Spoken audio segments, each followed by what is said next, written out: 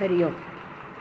आज बुधवार 12 जून 2024.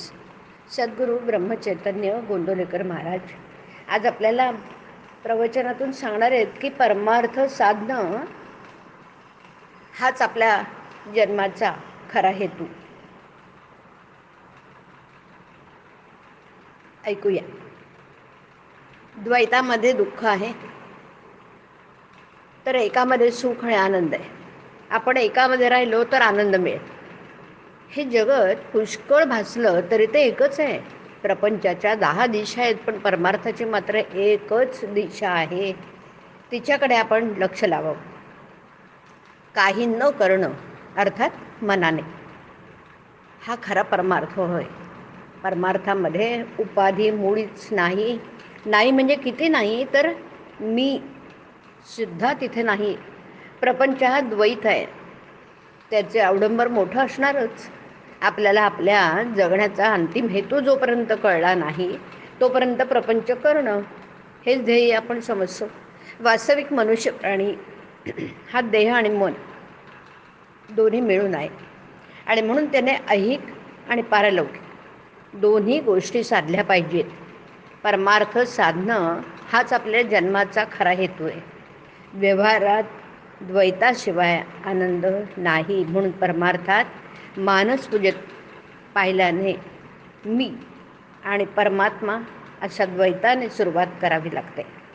जोपर्यंत परमार्थ हाडामासी खेळला नाही तोपर्यंत आपल्याला वाचनाची गरज आहे. त्यापासून साधनेला जोर येतो. मन भगवंताकडे गुंतवण्यासाठी काय करावं हे पाहावं. एक बाप आपल्या मुलाला पोहायला शिकवत होता. बापाने मुलाला पहिल्या प्रथम घोट्या इतक्या पाण्यात आणलं आणि नंतर पुढे ढोपरापर्यंत त्या पाण्यात आणलं. नंतर थोडं आणखी पुढे आणि मग एक दिवस मुलाला पाण्यात खेचून घेतलं. त्याप्रमाणे आपले गुरु आपल्याला परमार्थ शिकवित असतात. आपण पाण्यात उतरलं मात्र पाहिजे. देहाने प्रपंच केला पण तो फळाला येत नाही म्हणून संतांनी नामस्मरणाचा मार्ग सांगितला.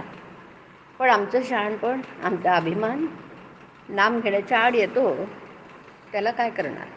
हा अभिमान दुसऱ्या कोणी उत्पन्न करतो असं थोडंच आहे. आपल्या ध्यानातही येत नाही. इतकं सूक्ष्म असं वासनेचं बीज आपल्यात कुठेतरी दडलेलं असतं आणि त्यामुळे लौकिकाची अभिलाषा सुटत नाही. याकरता संतांनी एक मार्ग सुचवला आणि तो म्हणजे नामस्मरणात राहून विषयाची उर्मी उठू न देणं.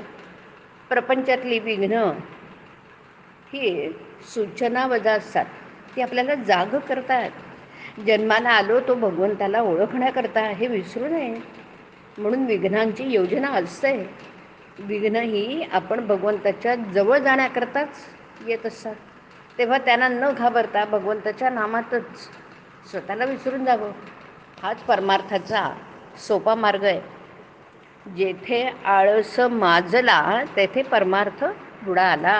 हरिओम. हरिओम तत्सत. हरिओम.